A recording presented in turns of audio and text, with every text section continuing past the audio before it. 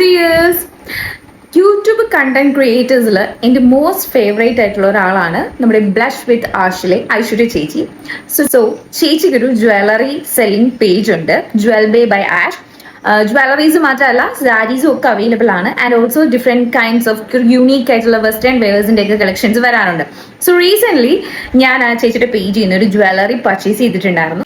ഇതായിരുന്നു പാക്കേജിങ് വന്നിട്ട്, jewel bay by ash. ഇതുപോലത്തെ ഒരു ബോക്സിലാണ് ഈ ഒരു ജ്വല്ലറി ബബിൾ റാപ്പ് ചെയ്ത് കയ്യിൽ വന്നിട്ടുണ്ടായിരുന്നത്. അതുകൊണ്ട് തന്നെ നമുക്ക് പറയാലോ ഒരു ഡാമേജസും തന്നെ ജ്വല്ലറിക്ക് വരത്തില്ല. സോ ഞാനത് അൺബോക്സ് ചെയ്ത് കാണിച്ചു.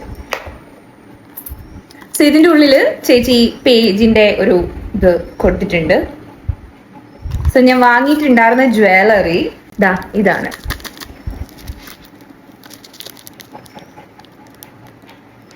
ഒരു എമറാൾഡ് ഗ്രീൻ സ്റ്റോൺ വരുന്ന ആന്റി ടാർണിഷ്ഡ് ജ്വല്ലറി ആണിത്.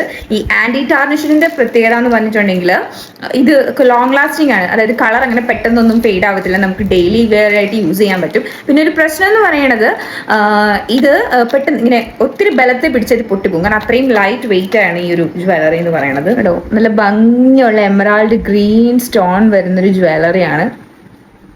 ഇത് ഞാൻ വെയർ ചെയ്ത് കാണിച്ചു തരാം.